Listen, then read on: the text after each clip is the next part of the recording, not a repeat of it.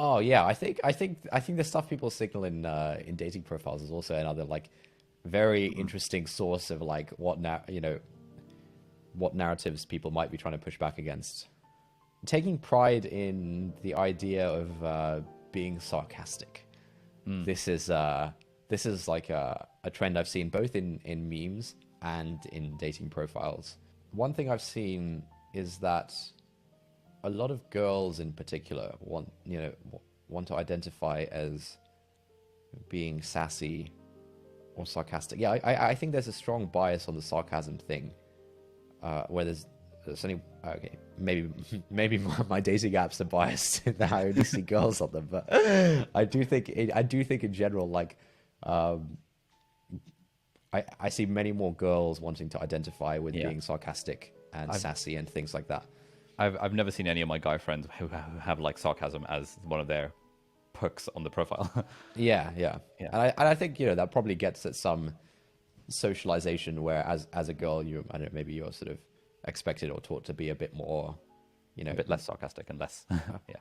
well, I think just a bit less, yeah, maybe like a bit more reserved about Yeah. opinions and things like that. Yeah. And so like the identifying as sarcastic, it's kind of cathartic because it kind of goes against that. I see like a surprisingly large number of dating profiles where the vibe of some of the answers is very much like shots, shots, shots. I love alcohol, or equivalent. Right. What's your idea of of like a great night in? 4 bottles of wine. What's your idea of like a great first date? Shots, shots, shots. Okay, yeah, Those yeah. always stick out in my mind every time I come across them. Yeah, I feel like I come across them disproportionately often, like compared to other things that people signal. Like that is, it's got a high modal whatever there's a high mode of people kind of like identifying Yeah, yeah. as that person. Yeah, I think yeah, I've talked to friends about this. I call it alcohol signaling. I do see a lot of alcohol signaling, Yeah. and I've always found it baffling. I don't drink alcohol, and I've always felt quite alienated by that culture. Yeah. And I think at university again there was a lot of like alcohol signaling, and I think not being in that culture, I mean, look, the general sense that I get is that if you like alcohol, you are cool and sociable and outgoing and fun. And so, I mean, that's the general sense I get of what being into alcohol sort of signals to other people. There was a thing that I heard secondhand, kind of from someone who I vaguely knew at university, who kind of joked that if she ever sees if she ever sees a non-drinker on a dating app, she will immediately swipe left on them because she's like, I'm never going to date someone who doesn't drink. And I think that's like very interesting because there is probably some it's probably a reasonable filter if you are the sort of person who just loves alcohol. Like you'll probably be not a lot less likely to get on with someone who doesn't, just by sure, the way lifestyle-wise, the rest of the traits overlap. Well, I feel like there are a bunch of like dating app tropes that people often joke about. I think that, I mean, there was this sort of trend. I mean, it's something that I think started off as a trend and is now just like a general thing that people say, where if you see a lot of people harking on about something, like alcohol, or whatever, and then you obviously tweets like, oh, liking alcohol is not a personality trait, or liking X is not a personality trait, or whatever, because Liking traveling is not a personality trait. yeah, you see a lot of people like signaling liking this thing, to kind of show that it's like a core part of their identity or personality, and then you get like pushback from people who, for whatever reason, don't like that.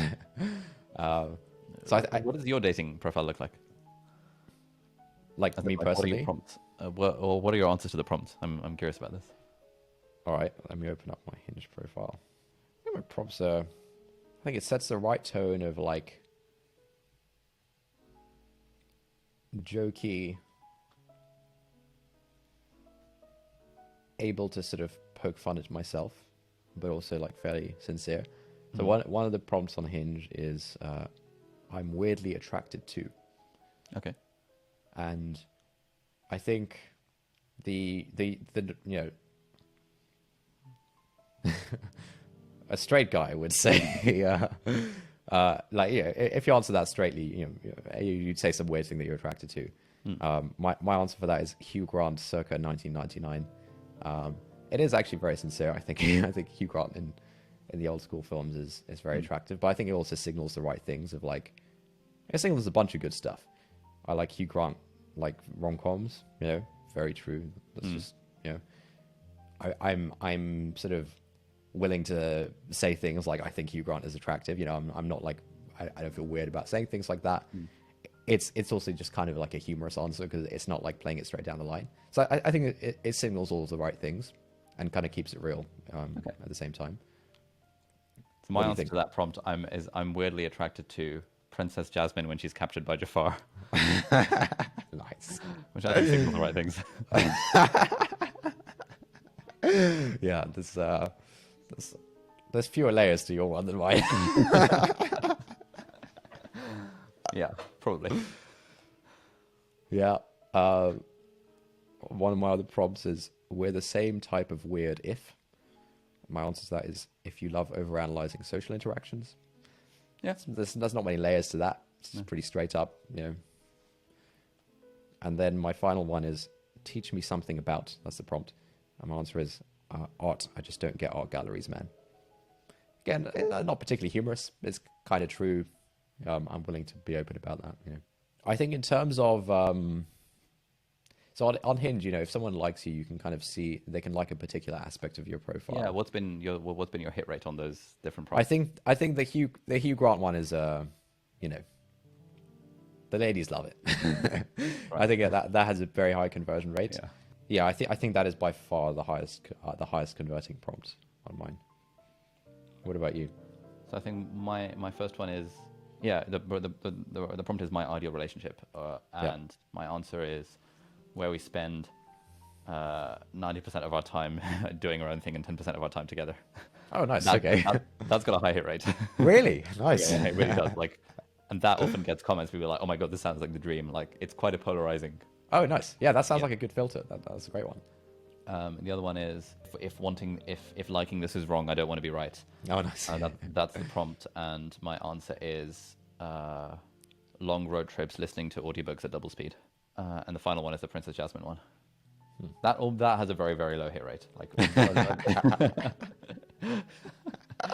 You're still searching for your Princess Jasmine. Yeah, I'm still trying to find it, man. Yes, searching for the Jasmine to your Jafar. Something like that. Yeah. What are the other I'm just going to Google dating app tropes because I think they're very revealing. The first article is 10 Tinder profile tropes that need to die ASAP. Oh, great. Elle magazine. When is this? What year is this? This is from Jan 2016. Okay, so things have probably moved on since. Maybe they've died since then, yeah.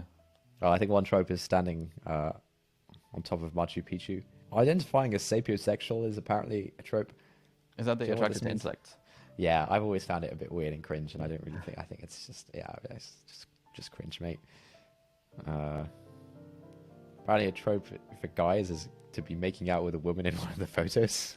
Oh, okay. Apparently that's not. You shouldn't do that. I'd better update my my profile then.